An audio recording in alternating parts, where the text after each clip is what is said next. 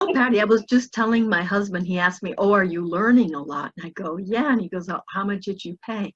And I said, you know what? I told him, and I go, I'm so getting my money's worth. Oh, thank you. Thank you so I much. think it's very reasonable Great. considering what I paid through the years for class. Yeah, no.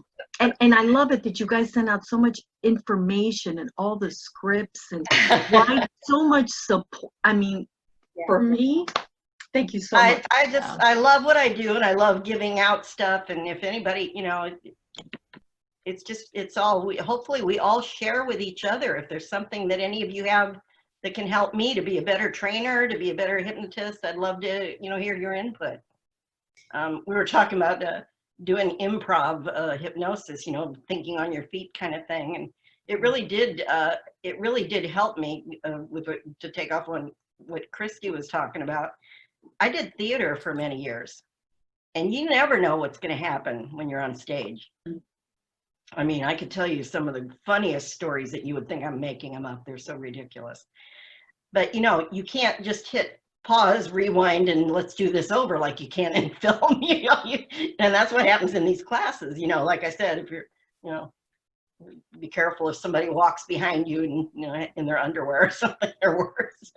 You know, because once it's there forever nowadays. So, but it's, you know, in live theater, if something happens and with your client, you know, it's a great training. Acting is great training for hypnosis, because whatever happens, you got to use it. You got to figure out a way to make it fit.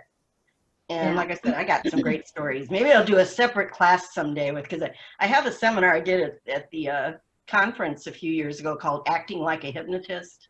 I think I did it at IACT. I did it somewhere. And it was just about that, about thinking on your feet and, you know, it really is like a dance, you know. Michael Watson calls it the hokey pokey, you know, if anybody remembers that anymore. I do. You know, we're 1 foot in and 1 foot out. So you've got 1 foot in with your client, you know, detecting and listening and sensing and keeping that awareness so you don't miss anything what's going on there. And yet the other foot has to still be in control of the session. You're the guide. You can't step into it so much that you get lost in there with your client, right? And that's where that boundary thing, you know, people talk about, how do you create, I call it the bubble. I just call it that bubble where once my client comes in, my stuff I clear before they come in, you know, and I've gotten really good at clearing. It's a good tool to learn for anybody, but I teach my clients too. And to me, it's about emptying out everything. My beliefs, my previous conceptions about what I thought they were coming for. I literally wait until they walk in the door, and then I pretty much have cleared even what they told me on the phone. You know, I mean, it's back there still. That's why it's the hokey pokey. You know, you still have it, but you don't want that to get in the way of you saying, okay, they're coming for this. I think I know what they need before you even talk to them. What do you do to clear, Patty? Just curious. I use my anchor. I've got something that I was taught in my second hypnosis class, which was immediately following my first hypnosis class because I just couldn't get enough. I'm still that way. And it was Dr. Richard Neves, if any of you have heard of him. And he was, at the time, the American Institute of Hypnotherapy out in California. He was, I think, the vice president. And Dr. Krasner was my first teacher. He was the head. And he did a class that he called it Advanced Hypnosis Techniques. But I found out later that year when I took an NLP class that it had a lot of NLP in it, because he created an anchor for me in that class. I rose my hand because I love to be the, you know, take me. Great opportunity to have someone work with you, right? Because that's the best way to learn, is to experience it. And he did an anchoring technique with me that just about blew the top of my head off. And it was amazing. And I had transferred what he did in the class into taking a breath and pressing fingers and thumbs together like this. That's just the way I do it, like that quick. And it just works. It works around family. That was the biggest challenge, was getting it to work around certain members in my family. And it really does work. And the trick is to trust. And just like with your client, if you can get them, if you can be congruent, you know, Michael Watson used to always say, and I don't think it came from him, but I can't remember, might have been Stephen Gilligan, that hypnosis is a ritual and congruity.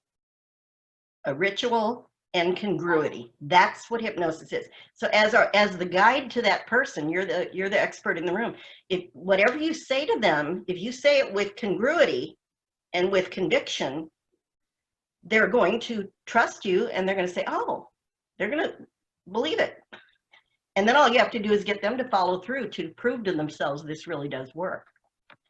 And in whatever way for that client it's going to work. But thinking on your feet, and all these are skills. They're lifetime skills that I will never stop working at getting better at. Finessing the languages, or I use those words quite often in classes. I'm constantly looking, when I read scripts, when I'm writing scripts, those are all exercises that can allow you to let your creative unconscious come up with even more ways to finesse the language, because hypnosis is a communication. And the more you can finesse the language for that person, the more ways you have of saying something, of course, then you're going to find a way that for that particular person is going to impact them the most. That's what you want. You don't want wishy-washy, and the unconscious doesn't want, oh, hummingbird, oh, there he is. I've been looking for him for weeks. I saw him about 3 weeks ago and hadn't seen him since. Sorry, got in trance there for a second. I love hummingbirds. Anyway, what was I saying? So it's about having, as many ways of saying something. That's what Dr. Preston, the library technique guy in Arizona, he said, say something over and over as many different ways as you can, incorporate all of the senses. Don't think that oh, this is a visual person, so I'm going to use mostly visual words. Because you know what? That day, they might just be more auditory or more kinesthetic. So cover all the bases. That's why that permissive language is so great, because it doesn't allow you to ever be wrong. Mm-hmm. If you tell a client, you may begin to notice a certain tingling in your fingers, or perhaps a numbness, or maybe no sensation at all. However you're experiencing this is just perfect for you. Simply accept it, even if you don't understand quite what it means yet. You can say things. Now, they have nowhere to resist. There's nothing to fight against there. And their unconscious is going to be scanning everywhere for things that are going to kind of, take them in directions that you just sent them. And I just trust 100% that the person's unconscious wants them to succeed, especially with health issues or psychological issues, which are all the same. You can't have a psychological issue without it affecting your physical, right? You can't have a physical issue without it affecting psychological, emotional, whatever that other realm is. They all everything affects everything.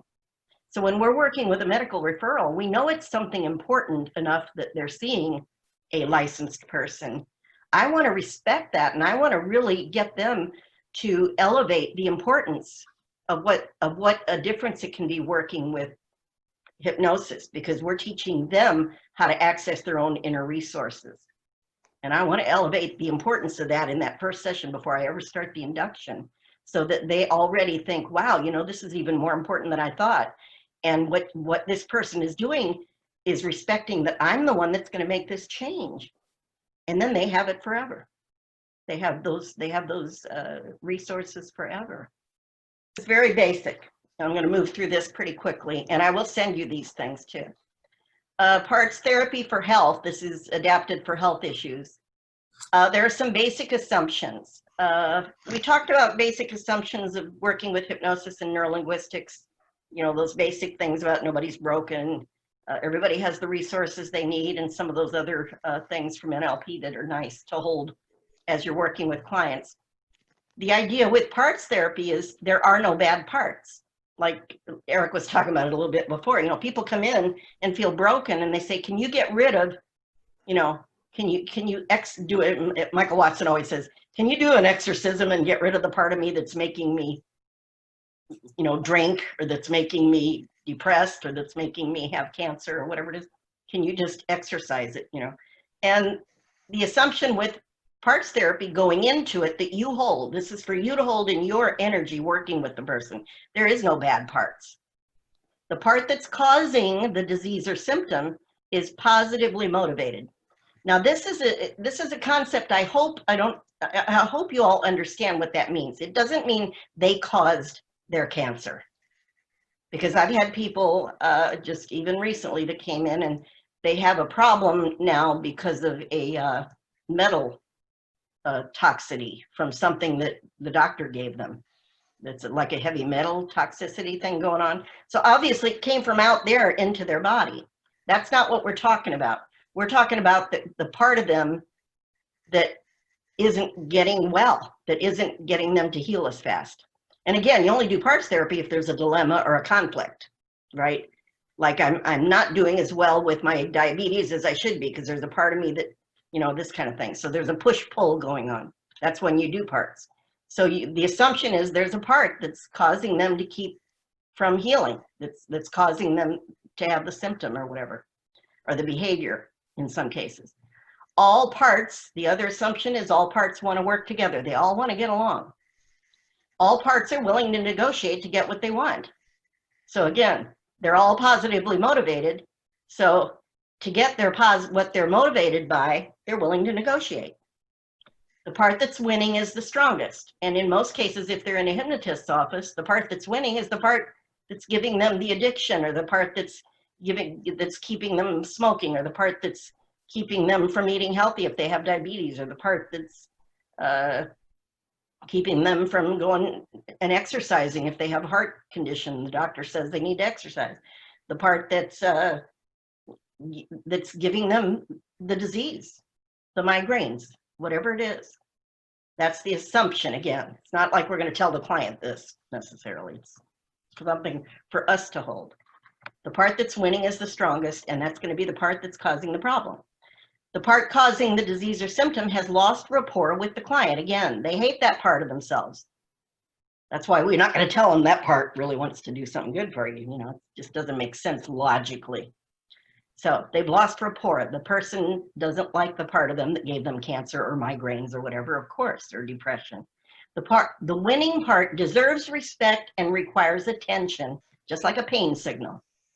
If you ignore it and cover it up and pretend it isn't there and don't take care of what's causing it, what happens? It gets worse. It causes more problems, et cetera, et cetera. Okay. And if the part causing the problem or the disease, the condition, is offered an opportunity to win, to actually get what it wants, another healthier way, it will take it. And that's because it comes from the unconscious mind. And the unconscious always moves in the direction of health. That's its natural tendency, is to move towards health. So we absolutely know if we give it another option, another behavior, another way to experience what they're experiencing that actually is healthy, that it will take that, as long as it's still getting what it wants. So you might say that we're looking at some of these things, the word secondary gain might come into your mind, depending on how you were trained, right? So the secondary gain, you know, if somebody's got a disease or a symptom and they're getting a lot of support, a lot of moral support. I talk about a woman I worked with a few years ago that came to me as a referral for pain. And after a few sessions was doing great and lessening her pain. And at some point she stopped me and she said, now, you know, we can't get rid of all my pain. Must have said that because of something I said to her, right? Because she was doing so well. And I said, really, why? She says, because if I do, my whole family and me, we're going to lose all of our financial support. She had been on disability. She had all these different things that she had lived for a few years on, and her whole family was her support system, helping to take care of her and living off of this money that she was getting, right? So at that point, you know, I had to ask myself, am I morally and ethically okay with that? And of course I was, because it's not my choice to tell her what she should want. And she felt better. Her goal was to feel better so she could be more comfortable, but she didn't want to feel too good because she wasn't willing to give up. Her priority was to keep that financial. So that's what she did. She got her pain to where she could control it and make her life better, but yet she still had her financial stability. So again, you might call that secondary gain in that case, right? So, but if you give it a healthier way to get what it wants, the unconscious wants to take that. And again, it has to be with their approval, the conscious and the unconscious mind. So that's that. And that's very in line with the NLP version of parts. And I sent one you more points. I'm sorry? May I put one more points in it? Yeah, please. It's just my thought. I would say the winning part doesn't know that it causes problem. Even if it knows it's caused problem, for example, maybe the part knows that it's killing the person, but it wouldn't realize that is a problem because the part wants sympathy. And if the person dies, he will get a lot of sympathy. So I think that's, Yeah, that's when not people, a, but the part yeah, doesn't know that it causes when problem. the position of being in a victim position, which literally means that they believe they're helpless to whatever their condition or disease is, brings a lot of sympathy. It brings a lot of support. These are people you'll find that they find a support group. That can get very comfortable, right, for the client. It can get so comfortable that it's more uncomfortable to move out of that, even if they aren't happy with what's going on with them. So, and these are all parameters, of course. If they're coming to us for help, then we have permission to help them to go from the victim side to the victor side, and to find ways to still get whatever that support or that sympathy is that they had been getting, or to get something even better in a more healthy way, right? Yeah, that's So it right. can be helpful if they're aware that they have that secondary gain, we can have that conversation. A lot of people just aren't aware of it too, of course. So it's up to us to get them to see what their priorities are, what's most important to them.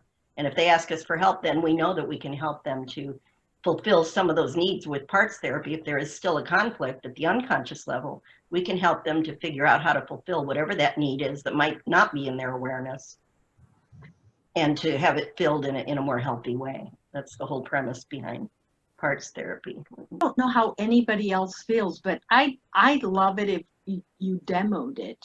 Well, that's what I'm hoping to do here. Yeah, That's what I'm hoping to do. This is what I sent you is the basic outline for parts. Yeah. Yes.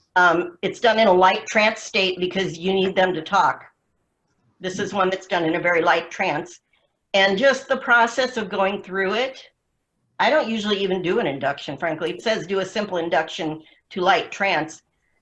The process itself creates trance, because as they get more and more involved, of course, that creates trance. Just like when you get involved with reading a book, you go more and more into that state, right? So by getting them involved in the process, in other words, focused on it and developing the process, that's what's going to create the trance. So yeah, does anyone here have a dilemma? Now, I don't want to do therapy here, obviously. But does anyone here have a push-pull kind of a thing that we can do to role play? Again, we're not doing therapy because we don't have time, and I don't want to open up anything and leave somebody hanging. So something that's a push-pull, that's a Sure. dilemma kind of thing, Yeah. that's mildly in the realm of medical hypnosis, maybe.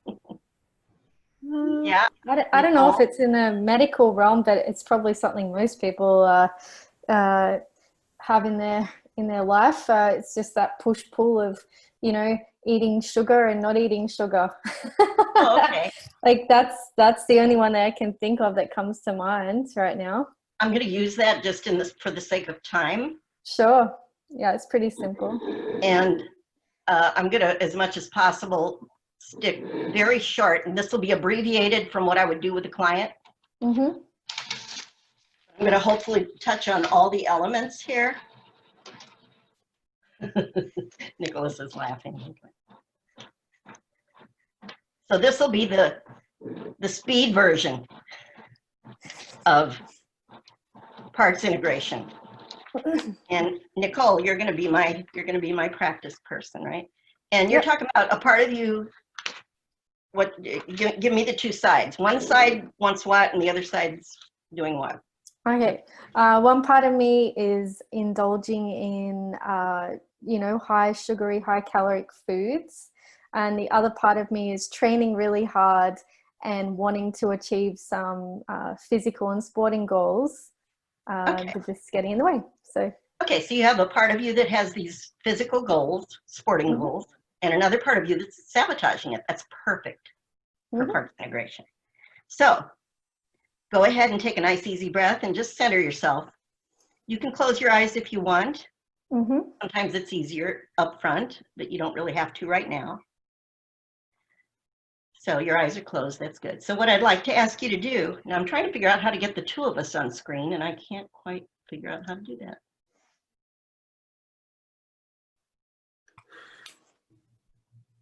That's okay, we'll just keep going. Okay, get in touch with the part of you that wants those goals, that wants those sports and physical goals. That's probably an easy part to get in touch with, right? Mm-hmm. Yep. And I'm going to ask you to put your hands on your lap or the arms of your chair, wherever they are. I can't see them, but that doesn't matter. And put them with palms up so that you have them with your palms up, resting there. Got that? Yep. Okay, good. So get in touch with that part that wants all these goals and ask it if it would be willing to just come out and converse with us so we can congratulate it and have it come out as if it could step out of you, so to speak, and just go sit on your right hand. Now, we would have done the pre-talk, which I don't have time for, but she already knows I'm not talking about, this is just the aspect of your personality that wants that goal. And imagine as if it could just step right up and go on that right hand, and open your eyes and just look at your right hand. And just imagine if it's sitting there, that part that wants these goals, you know what they are in detail. That's the part that wants those. What does it look like? How does it come to you? It comes out to me in like energy and as a big figure, really, of myself. I just see myself. Big figure with a lot of energy. Mm-hmm. Okay, very nice. And I would elicit more submodalities at this point, which means I would ask her, like how much does it weigh? What is it moving? Does it have color? All those things. We don't really need to do that, but it's a figure of you. Yeah. And it has energy, of course. So ask it. I want you to just pretend as if you're just kind of separate now and kind of in neutral territory back there away from that part, almost as if it's separated from you now. And just ask that part that wants you to have those goals, what would it like us to call it as we converse? And just take the first thing that comes to you. Energy. Energy. Okay, so thank you, Energy, for coming out to converse with us. And Nicole, go ahead and thank it out loud and just say thank you for coming out. Thank you for coming out. Very Energy. nice. Good. So now, Energy. What I want to do is, first of all, congratulate you for wanting all these wonderful things for Nicole. And I'm going to ask you, you've been working hard to get them for her, obviously. And I'm just wondering, what is it that you want for Nicole through getting these goals for her? What's your highest intention, positive intention for Nicole through having her achieve these goals? And I want you to listen, Nicole. You're going to be the voice, but I want you to get the answer from Energy. Satisfaction. Okay. Ability. Okay. So thank you, Energy. If you get satisfaction and ability for Nicole, what do you think that would give her? What's the higher intention behind wanting her to be satisfied and have ability? Is there a higher intention that if she had that, what would that give her? Self-belief. Self-belief. Okay. So she had all of those things, ability and all of that, and self-belief. If you got all of that for Nicole, I wonder if there's an even higher intention. What would she have if she had all of that? What would you be giving her by getting her to have all of those things?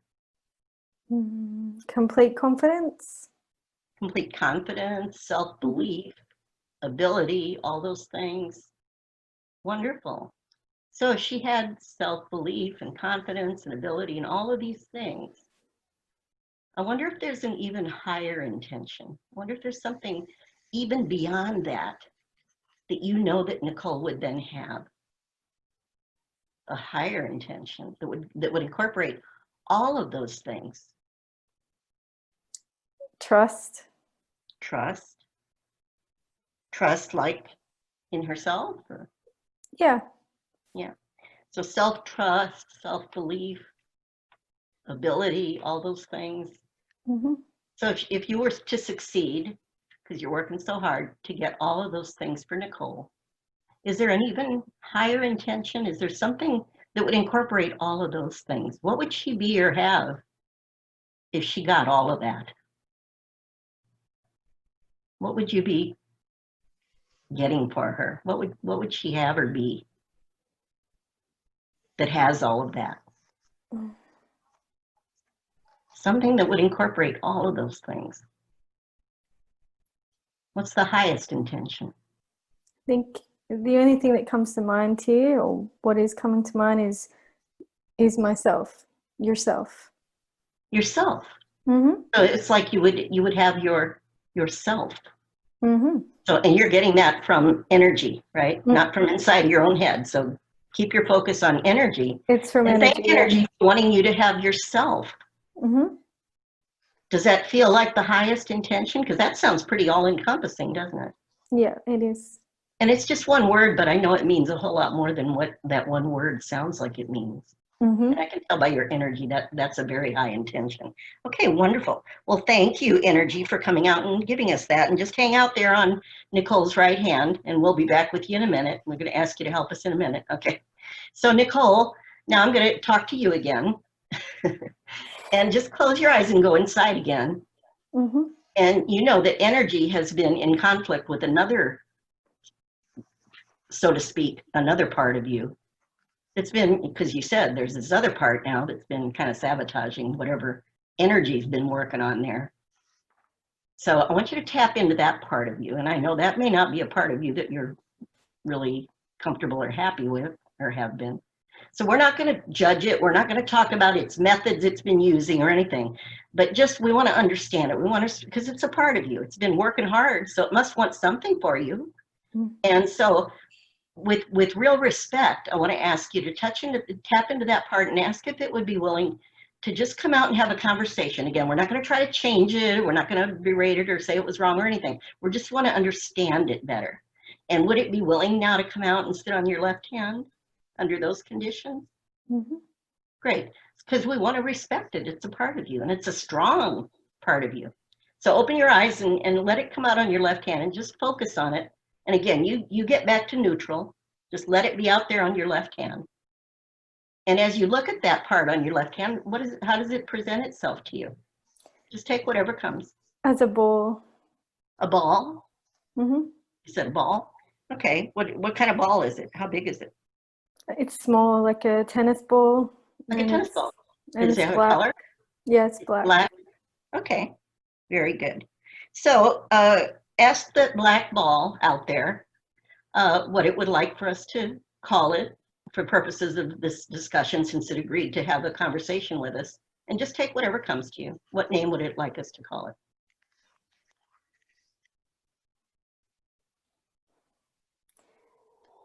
Anxiety. Anxiety. That's an interesting name. Okay. All right. And now what I want you to do, first of all, I want to congratulate anxiety, because it's doing a great job. It's really a strong part of you, and it's been winning a lot, hasn't it? It's a strong part, yeah. In fighting energy over there, it's been winning a lot of the time. So I want you to congratulate it and just tell it thank you for coming out to let us understand it better. Thank you. Anxiety. There you go. So anxiety, now I'm going to talk to anxiety, and you can listen in, and again, stay neutral as possible without judgment, just kind of stay back there and wait for anxiety to give you the answers, because I know that anxiety is a part of you, and that tells me that it must want something for you, because it's been working really hard. Like I said, it's really been working hard, and it's been winning, despite some of the time. I'm just curious, why is it working so hard for you? What is it, since it's a part of you, what is it positive that it's looking to get for you by what it's been doing? And again, we're not talking about its methods. I'm just curious what it wants for you from what it's been doing. And let it tell you. Keep your eyes open and look at it.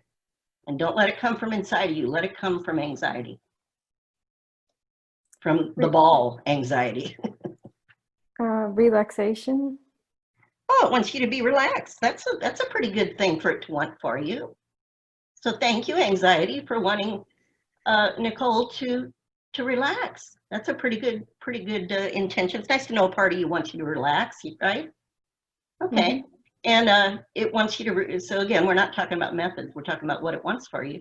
if it gets you to relax, what does it think that'll give you? A voice. A voice. Oh, okay. So it wants you to relax and have a voice. Mm-hmm. Those sound like pretty nice things to want for you.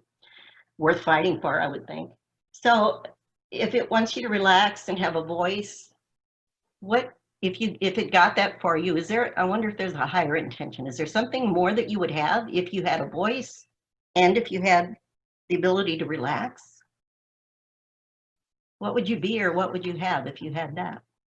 What does anxiety want for you by giving you those things? Just the word myself comes back to mind again. Yourself. Mm-hmm. Because the other one was self. Is this different than the other self, or is this? I feel like it's the same thing. Oh, okay. But it's coming as myself. Is that what it was? Yeah, well, myself, yeah. Nice, nice. Mm-hmm. Okay, isn't that interesting? Okay, now what I want you to do, Nicole, I'm going to talk to you again. First of all, thank anxiety for wanting that for you. That's a wonderful goal. That's a nice goal. So let them sit out there for a minute. I'm going to ask you, Nicole, here, to talk to me for a second. Just let them hang out there. Because what I want them to do is kind of look at each other. I want anxiety and energy to just kind of look across at each other. Are they doing that? Mm-hmm. Yeah. And you stay neutral. You don't need to know what they're doing, because I have a funny feeling that they just discovered something interesting, because I certainly did, and I think you probably were a little surprised. And what I want you to do is just ask energy out there. Was energy aware that anxiety, the one that energy's been fighting, wanted the same goal? Albeit they obviously had different methods they were using, but was energy even aware that the part it's been fighting wanted the same thing for you as it does? No. No. How about anxiety? Ask anxiety as it looks over at energy that it's been fighting so hard against. Was it aware that energy wanted the exact same thing that it's been trying to get for you? No. They didn't know that, did they? Okay. So just let them take a minute now to look across at each other and to at least, which they must now, find value in what the other one that they've been fighting, to find value in what the other one wants for you. They must be able to do that because they both want the same thing. Let them just come to that recognition. And I'm going to ask you now, Nicole, as they are out there connecting and realizing things. Nicole, what I want to ask you is, with anxiety and Nicole, come out here with me. Yeah, Oh, I'm here. yeah, Sorry. they'll do their own thing. That's okay. I was kind of focused, sorry. Yeah, she's in trance, of course. Yeah. Okay. With anxiety and energy fighting the way they've been doing inside of you, have they been getting that self in the way they meant it? Have they been getting that for you by fighting? I think that they have been beginning to get that. By fighting? No, not by fighting. Oh, okay. Because they're, they both want the same thing, it sounds like. Yeah. There is a conflict, so yeah. I'm surprised by that. They're not really succeeding very well by fighting each other, because they both got different ideas of how to get that for you, obviously, right? Okay, so here's what I'm going to ask them now. You can focus on them again.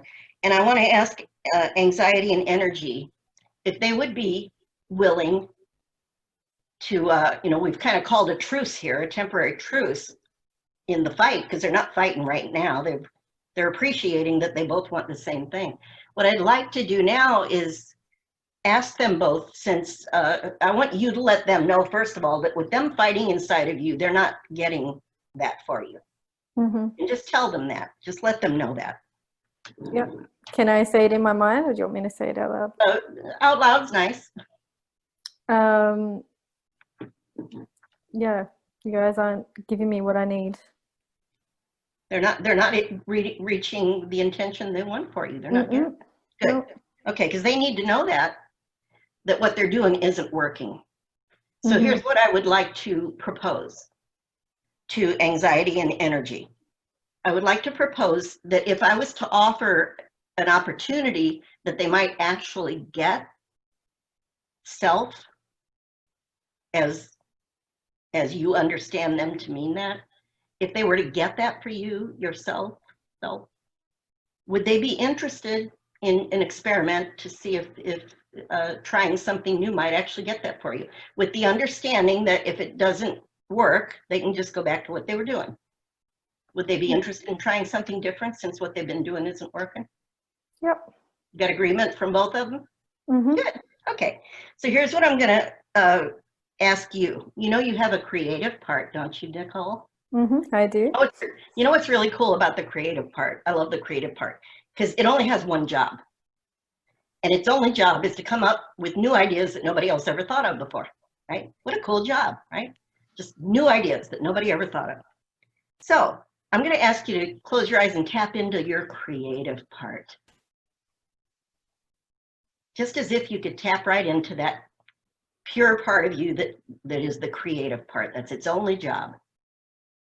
And when you open your eyes, let it come out and kind of hover just above the other two, right in the middle, right above them.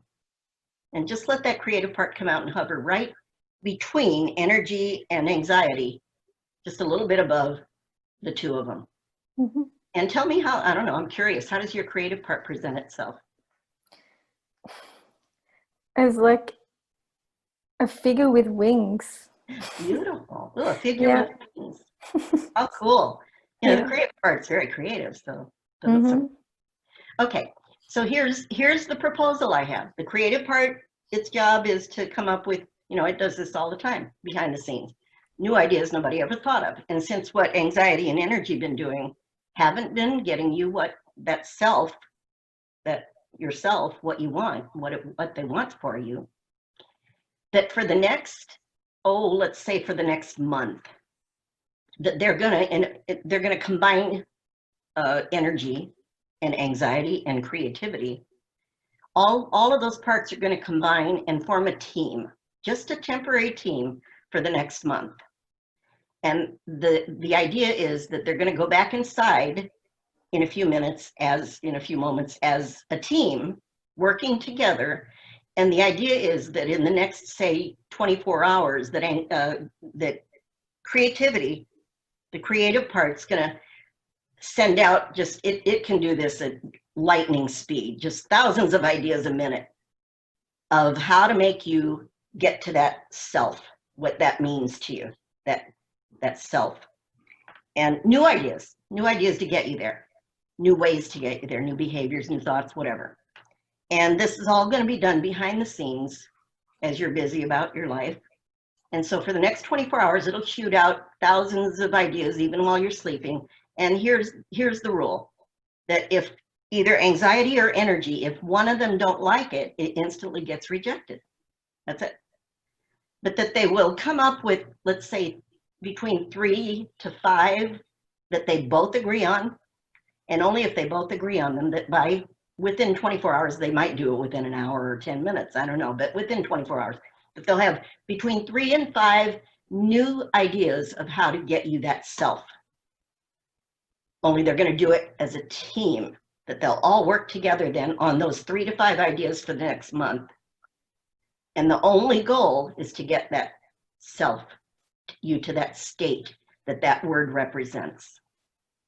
And like I said, it'll all be happening behind the scenes. You may notice on a conscious level from time to time a new behavior, a new thought, a new idea come to you, you know, just impressions, thoughts and things.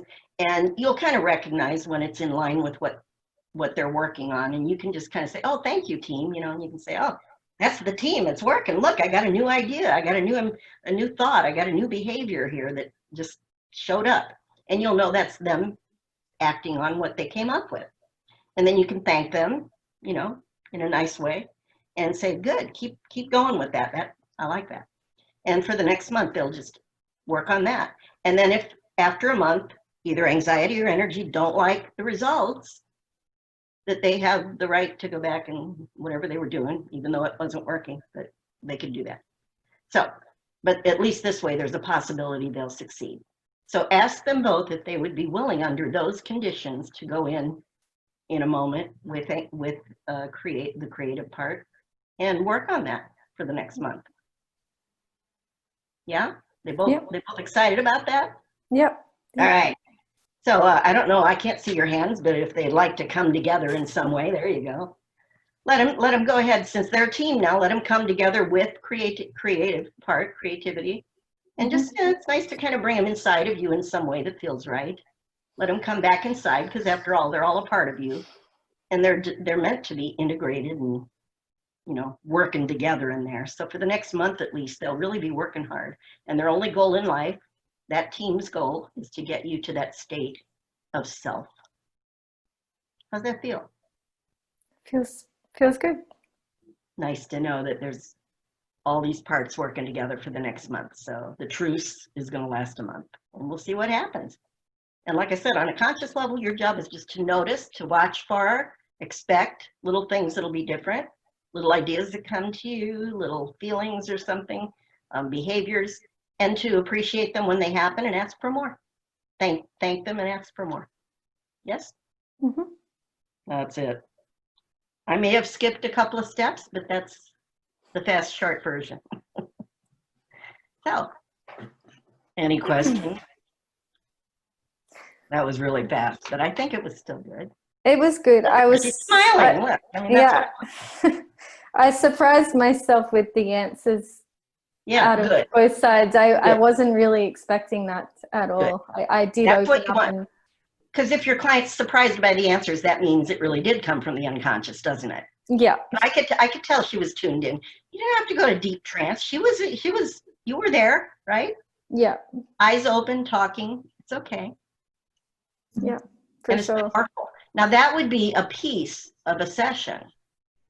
It probably wouldn't be the whole session, because after that, I'd like to take them into a deeper level now and start to really reinforce, you know, give some post-hypnotic suggestions that in the coming hours and days, you're going to just notice every now and then a creative thought comes to you, or a behavior, or, you know, I'll reinforce all of that so that as they come, you know, expectation is there and asking for more, and just knowing that team's hard at work to get the intention. And you notice, once I got the intentions, the behavior was never mentioned again, because it's not about the behavior. Mm-hmm. or the condition or the disease or anything else. It's about the intention of the parts when you're doing parts therapy. It's the intention of the parts. And once they're working together on the same thing to get her something positive, that other stuff is just background noise until some new ideas come to the surface and take over for whatever was happening. Mm-hmm. More and more with every day, better and better in every way. How long would you Yes. normally spend on that? I'm sorry? How long would you normally spend on that in the session? Would it normally be A little longer than I did. I just was moving faster. like an I hour? might not even do that much more verbally than I did then, but it would be a little slower and easier, because it's going to be a client that's, well, you know, it really is funny though, because when I first started working with this stuff, I thought they're going to think I'm crazy if I ask them to make, you know, it's like objectifying pain, right? Turn it into an object. It's like, what are you talking about? But I'm amazed at how they already do. That's those internal representations. It already is an internal representation. You're just helping them to form it into some, you know, logical level, an object. And the reason we objectify it is because now you can do stuff with it, right? Now it's a thing. It's not the problem anymore. It's a thing. It's a ball. It's a ball of energy over here, and it's, what was it? No, it was a black ball over here, and it was whatever the other one was. It was a figure. A figure. And then creativity showed up, and wow, wings and everything. So Yeah, I was surprised by that too. I honestly just let whatever come to my mind. yeah, and I could tell she was doing that, you know, and sometimes moving quickly keeps them, you don't want to give them a lot of time to think, because if the person's in front of you, you can always tell when they start going inside for the answer. And I will sit there and physically do this. I'll say, no, I want you to stay separate now. You just stay neutral. Mm-hmm. You know, you let them answer, and I'll keep pointing at the thing. I want their focus out. Dissociation is critical in this case. And I'm kind of surprised, because I've never done this on a video. Even with you at one of 6 pictures, I still could tell that you were there with it. and I couldn't see your hands, I didn't need to. So it still works. You can still tell when somebody's going internal to think. Once in a while, I thought you closed your eyes. If they close their eyes, you know they're going internal. Yeah. So with this process, once I get the objects out here, my goal is to keep their eyes open unless I'm getting her to go back in to tap into the creative part or something else. But I want her focus out here, like here's this one and here's that one, and they're the ones that have all the answers, and I'm just back here, neutral observer, right? That's the goal. But you can facilitate it in person, but you know, if you see them going it cerebral to find an answer, I just will say, just wait and let them answer. Just be patient. Let them tell you. Now, if they take too long with a name, that's one place where it's not that important. Usually they come up with one right away, though. It's amazing. If they don't come up with an object right away, you can say things like, well, if it were to be an object, what do you imagine it would be? They're just using their imagination. So you want to use some language then to encourage them, you know, oh, I can't imagine what it would be. Well, if you could imagine, just pretend that you could imagine. What do you think it might be? What do you think that's something that's making you eat sugar? What do you imagine it would look like? You know, just you can encourage it a little bit more, but I've never really had to do that. If you trust the process, they always come up with something, because again, that's what our mind does with it anyway, because the unconscious doesn't type words and letters and, you know, put sentences together. It's just coming up with a representation that doesn't need to have any logical, sequential, rational meaning to the conscious mind. That's why stuff showed. I love it when they say everything she said is perfect. It just showed up. That means it's her unconscious. It's perfect. Yeah, for the anxiety side, the name, I consciously for a split second I didn't want that to be. Yeah, you were going to question it. And by the way, I would, you know, you go with whatever they say and don't respond emotionally. It's not right, wrong, good, bad. It's just, okay, that's what it is. Fine. But I have had people, I've had people one time at least, I know I had someone say it's the devil. You know, on the other side was the devil, right? And it's like, oh, okay. What would it like us to call it? Beelzebub, I don't know, whatever they said. You know, I just went with it. But by the end of the process, actually about halfway through, they looked at me and they said, it wants to change its name, which made me very happy. But, you know, I just was still neutral. Oh, really? Well, what would it like us to call it now? Well, and then it was something else a little softer. And I thought, well, that was nice. So I was curious if that might happen with you, but it didn't. But that's okay. You know, whatever they say, go with it.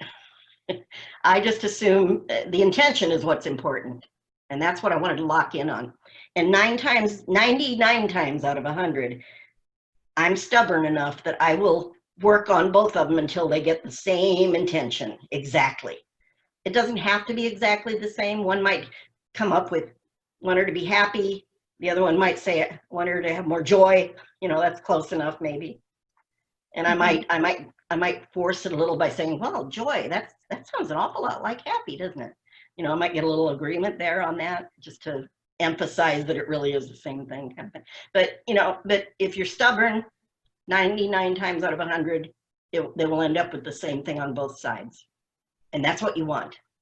So the same are very similar, because then they can't fight anymore. If they both want the same thing, there's nothing to fight about now. It's like, oh, that's what you wanted, you know, it's like that diffuses it. And then when you give them the opportunity to actually get it, because neither of them is going to get it for you by, as long as they're in there doing this, that internal struggle. So I know we're going overtime. Everybody's looking at their clocks, I can see. So was that helpful? Hopefully I did it fast, but I enjoyed it. I think Nicole enjoyed it.